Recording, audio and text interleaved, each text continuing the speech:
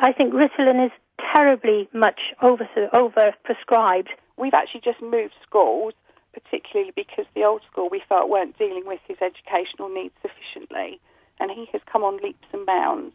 But having spoken to the school and having spoken to the consultant, we found that come lunchtime when the medication wears off, and he's not a zombie, he still gets up and wanders around and he still does his own thing, but he is now more participative, he's more...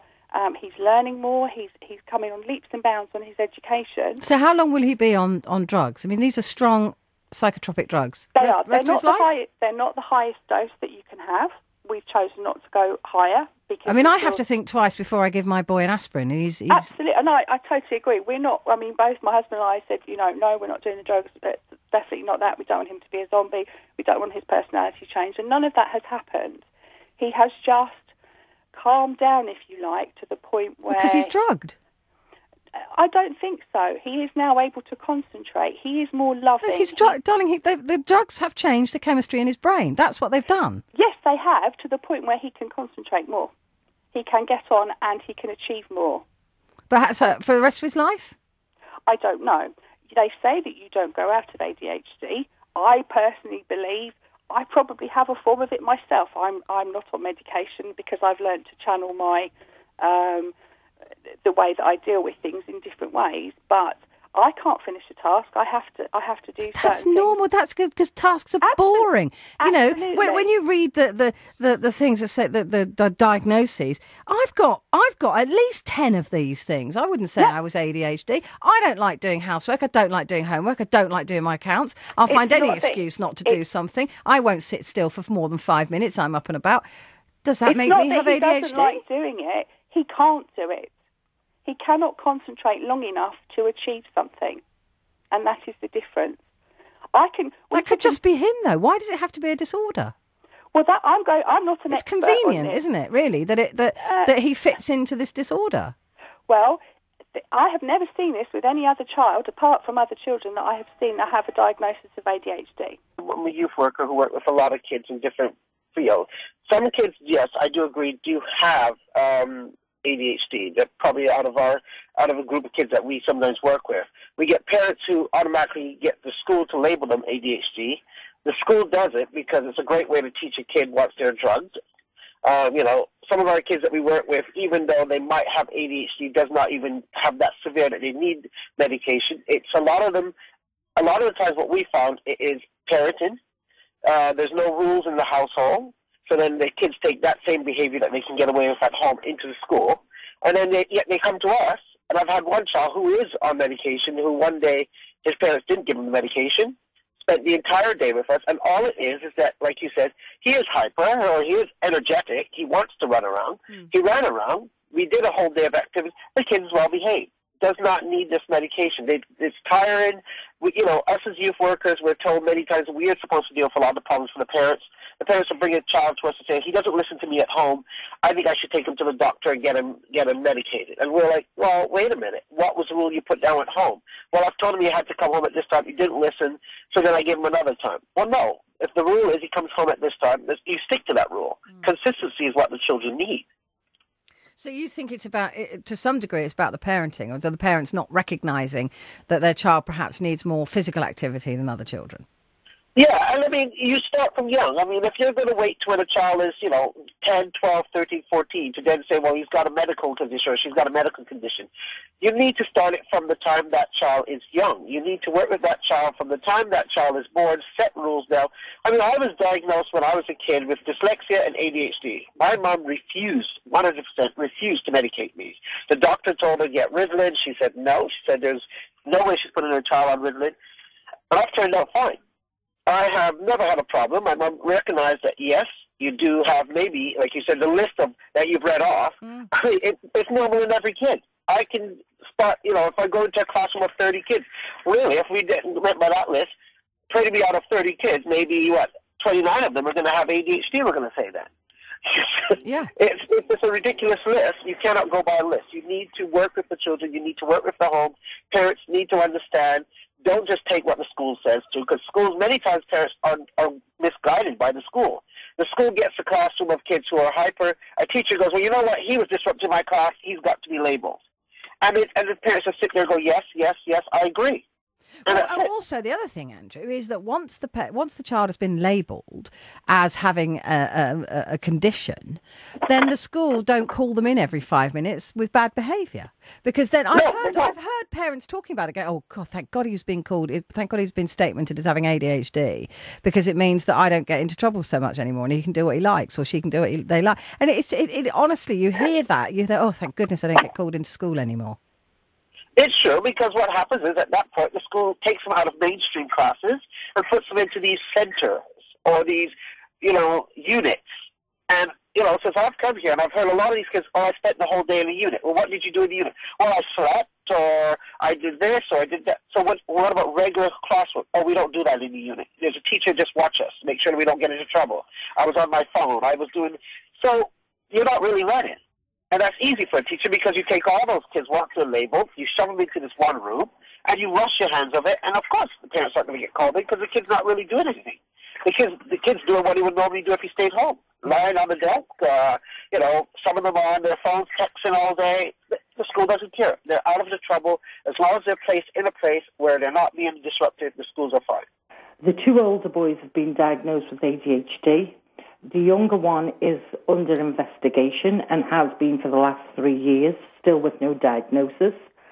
The eldest one is very, very bright, extremely bright.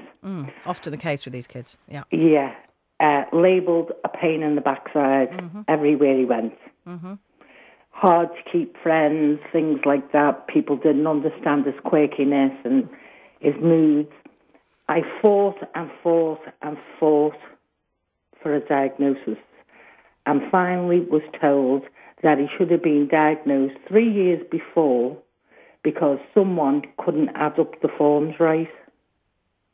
So you wanted a diagnosis of ADHD to explain the problems that your son had? No, I wanted an explanation on why he was like this. I could not control him. His dad couldn't control him. School couldn't control him. He just thought certain things were funny. You'd tell him, don't laugh, don't laugh. You could see him trying to stifle it in, and next thing, a big roar of laughter would come out. When he finally got diagnosed, he was expelled from two of the top schools in Liverpool. We were asked to remove him, and they were private schools. They wanted nothing more to do with him. I took him to a local-run council school, who said, there's no chance, we won't take him. So I had to beg another private school to take him. They took him. He was diagnosed. He was put on Concerta, and it was like a different child. Now, the child, he still has his laughs, he still has his jokes, fantastic at sport, which he never was before he went on the medication. He was very clumsy and falling over and breaking things all the time. And now he's down in London. He goes to college down there, and hopefully he's going to Oxford University next year. Is he getting any treatment now? Yeah, he's still on the Concerta. Right, he's still on that. And he knows, if he doesn't take those tablets, he knows, he goes, I haven't taken my tablets today, I'm on a hype. And he apologises before he even hits the hype. He'll go, it's too late for me to take these tablets, and I haven't taken them, and I'm really sorry. And then we've got to put up with him jumping and screaming and doing silliness or getting angry for no apparent reason. But, tomorrow, once he's taken them tablets, there's Mr. Nice Guy. And I tried all the diet stuff, cutting out all the E's, no cup drinks, none of this. What all his friends were having, lolly ices and all. I was making all my own, but it was doing nothing for him. And then my second one, once he hit the age of 10, we could see the same traits coming. He's very athletic. He plays football 2 hours a day, 4 days a week during the week, and then 2 hours on the weekends. And he was all hyped. He was ready to be thrown out of school. He was ready to be thrown out of a famous football club that he belongs to. Only the football club decided to bring in a specialist privately, because the NHS waiting list was 6 months for him to be seen. Come in, got a diagnosis, total different kid. He's flying in the football, he's flying in school, and he's the same. Great personality, laughs and jokes like everyone else. He's not zombified. He's not with the cosh. I was listening to one of your viewers before saying if you put a child in a room for 5 minutes by themselves, well, every adult's going to do that. Absolutely. But mine, no matter how much work you give to them, they were always finished first, even though it was right. It was never wrong. They always finished first. What else for them to do but disturb the rest of the class? Even now that they've been diagnosed, we still get called up to the school. And so we understand, he's got ADHD. But it's a multiple. It sounds to me that there has to be a multiple prong to this. The administration of drugs, which is happening way too often now, seems to be the first call of action. It doesn't seem to be the last call of action. It doesn't, But first of all, if your child is clever and finishes their work early and then disrupts the class, then the school has got to find coping mechanisms, give them more work, or send them, do something else with them. You can't have this conformity. It frightens me that everybody's saying that every child has got to behave in exactly the same way in order to get through their education. And children are not the same. They will all be different. They will all behave differently. Oh, yeah, I agree with you there. I do totally agree with you. And with my elder one, the school was always on our side. They would give him more work. They keep challenging him. But because work come easy to him, he was just flying through. I mean, exams, he barely revises for exams. And, he's an A-star student. You've got Oxford bothering them, saying, we'd really like you to come to us, your Oxford material and all this. And he doesn't even revise. So that's how easy it comes to him, no matter how much work you throw at him. And he won't let anything beat him. I mean, from a young age, I'd found that, I'd buy him a game, a PSP console. It'd cost me £100 and something. I'd go up to the bedroom and he'd take it all to bits. And I went, why did you do that? And he went, I wanted to see how it worked. That's amazing. But that's a brilliant brain. I mean, that's an amazing brain, especially if you can, hopefully, Diana, put it back together again for you. Otherwise, that's not so amazing, is it? So, Diana, there, again, absolutely convinced. It's not naughty children. The drugs have helped her boy. I was diagnosed with ADHD when I was, from what I can remember, 6. Right. I have never heard of something so ridiculous in my life. Really? Do you know what it is? It's because you were a kid. It's because everything around you is exciting. You don't know how to express yourself. Yeah. Of course, at the age of 3, you're going to have ADHD, are you? Yeah. No. Your child is overstimulated. Everything around him is amazing. It's a big, wide world. He doesn't understand, or she doesn't understand how to express herself. What do? They act out. Come on. Anyone who's a parent, I mean, I've got 2 kids. Okay, one of them is 6 months old, but I've got a 2-year-old coming up 3. Is worst time of my life. Oh, yeah. But him again.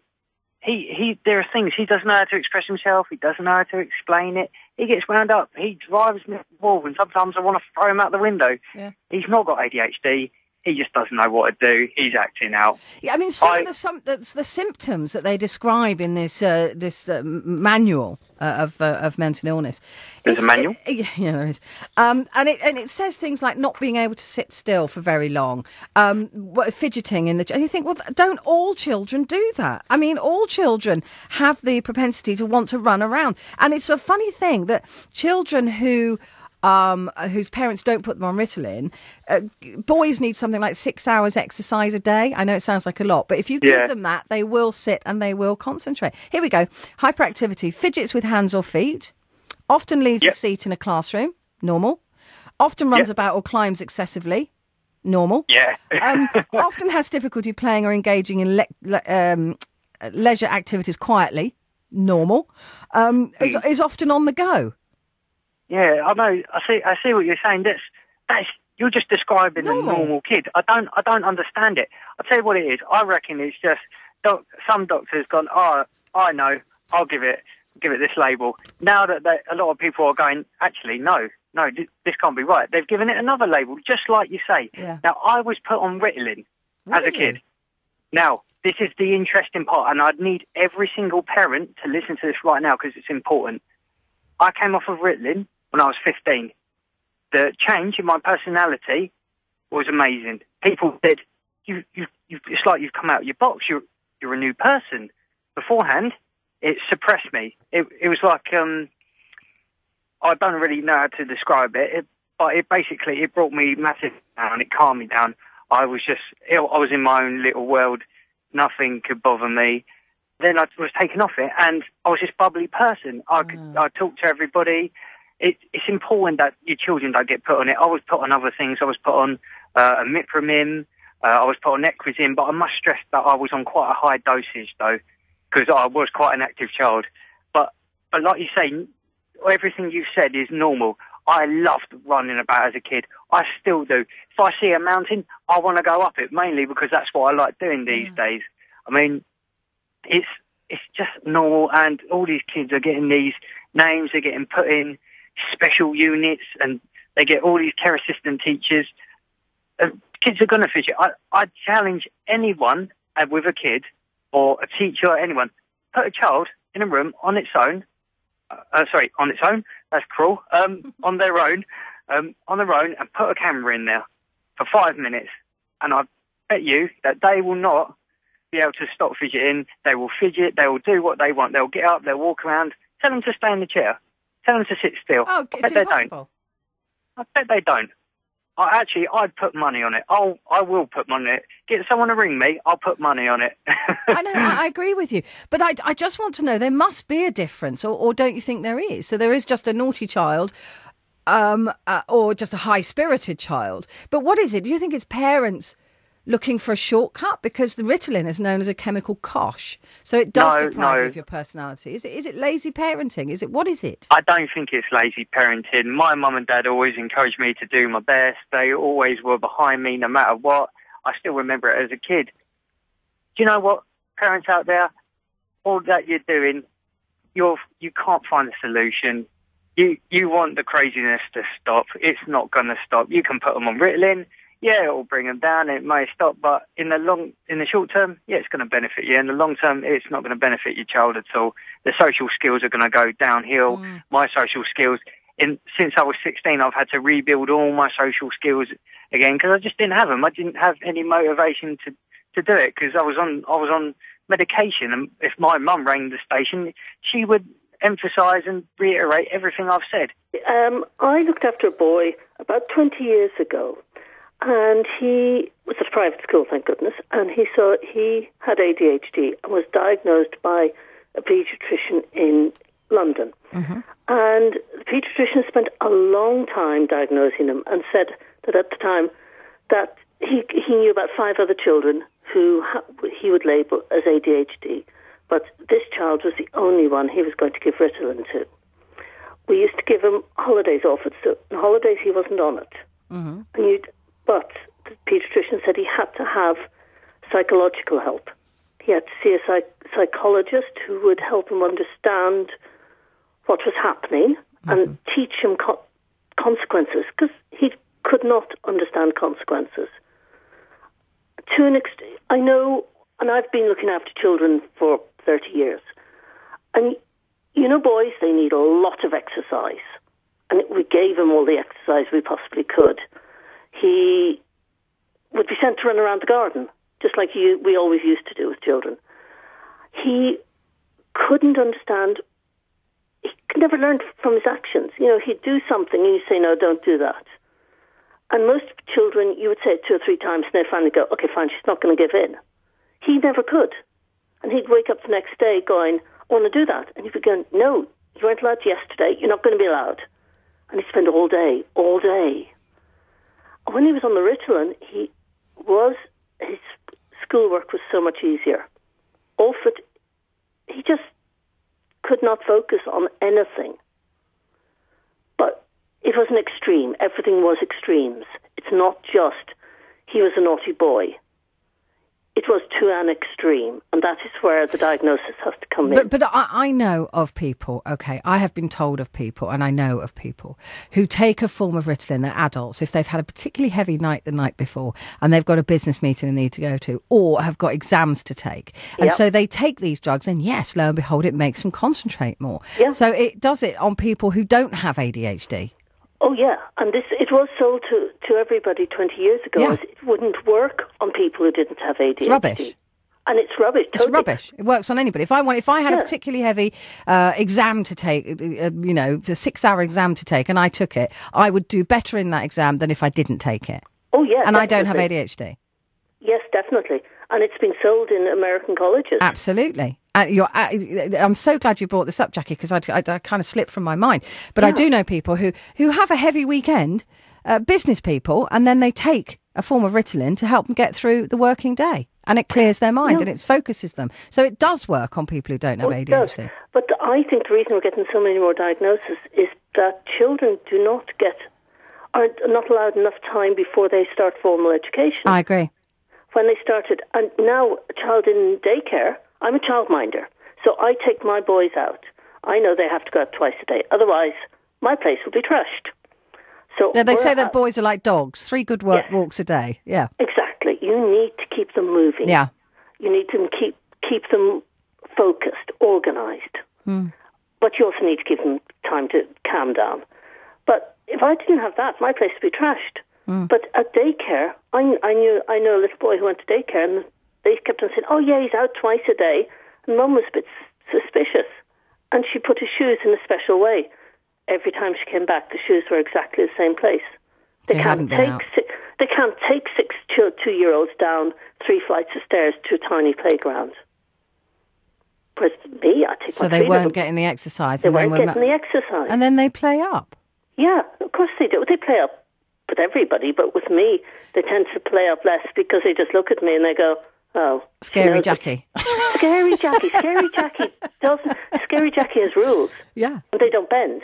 It's interesting, isn't it? That a lot of people are saying that if you change the diet, give the kids boundaries, make sure they sleep at night without a television on in their bedroom. Oh yeah. I'm not too great a believer in the diet change unless they're on junk food, which I don't believe in anyway.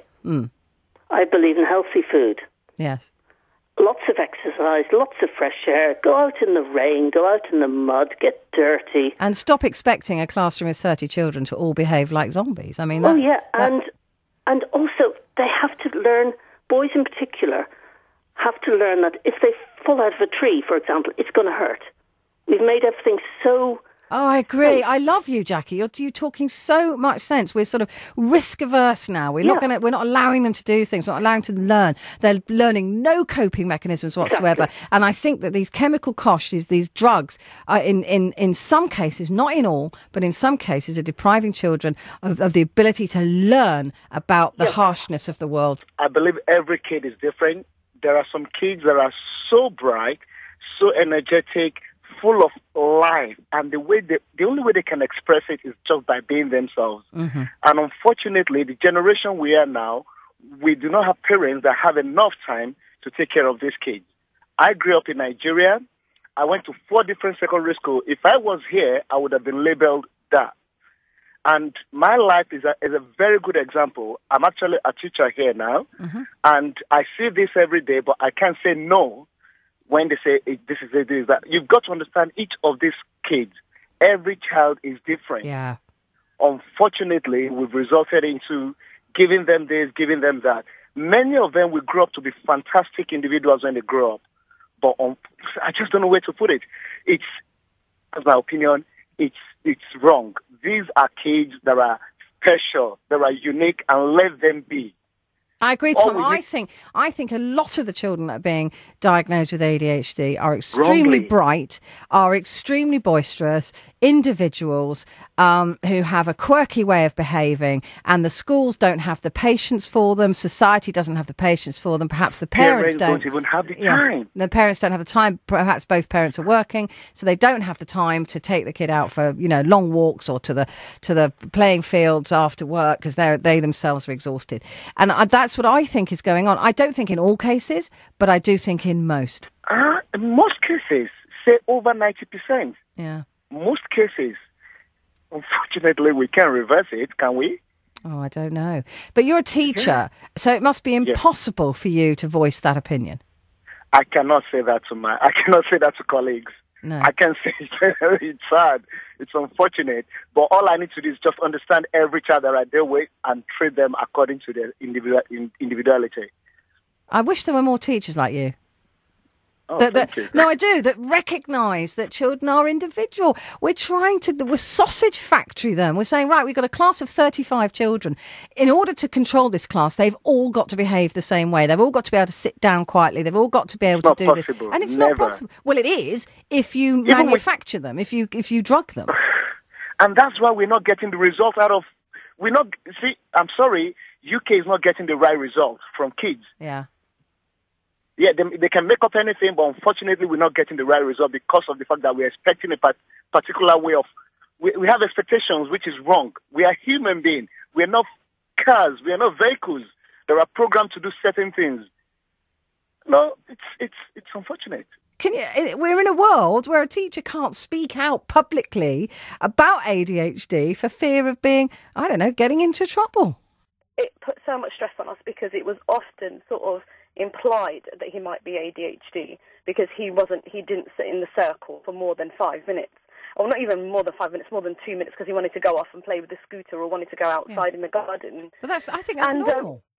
Well, you know, when you're a first-time parent, because I had a small baby, but he was obviously the first toddler that I had, and it was stressful because I was Googling away, thinking, does he have this disorder? Is there something wrong? Are we bad parents? I mean, he was boisterous and he was naughty at times, but I just think there's too much pressure on parents and children. Children aren't allowed to be children. What do they want, like robots? I don't know. And not all kids are the same. Some kids are... Yeah, and it was just... The stress levels was unbelievable. In the end, we decided to go with a small independent school in our area. And honestly, Petrie, within 2 days, the transformation in him was different. It was amazing. He was a different child because the teacher that we had is just an amazing, amazing, amazing teacher, and she understood that kids just wanted to be kids. And she gave him that discipline, and she gave him those boundaries, but he could be himself. And he transformed, and he's like a different child. And the other thing is, these class sizes are so massive now that teachers cannot handle any child that steps out of being a robot. So immediately they're troublesome, immediately they're hyperactive, immediately the parents are dragged in, and immediately a diagnosis is sought. And it's simply because the classrooms are way too big. 100%. I agree 100%. And I think for those parents out there, I just think that you need to have a bit more faith in your children. They'll outgrow it. And if there's anything to it, it will come out. But a 3-year-old and a 4-year-old being diagnosed with these conditions, I think are just, I don't know, they're just absurd. And they put far too much stress on parents and children and whatnot. And like you said, the classes are too big, nurseries are too big. Teachers can't handle that pressure. No fault of theirs, but it's just... Oh, you're not sitting down on the carpet for more than 2 minutes, right? Let's label you because you've got something wrong. And I don't think it's fair. And once a child has been labelled, this is the other thing, Hannah, as soon as your son was labelled, he's done. He's done in that school. I was talking to a single dad the other day who's having troubles with his son, one of his sons, who said, look, my son has now been labelled as a bad kid. And you almost can't get out of that now. No, you can't. No, you can't. And that's why we decided to go with smaller classes. Yeah. And we're just a regular working family. We had to sacrifice so much in order to do that. But the transformation in him is just so much worth it. And I just think this ADHD business, oh God, I don't know. I would get a second opinion, third, fourth, and fifth if my child was diagnosed with it.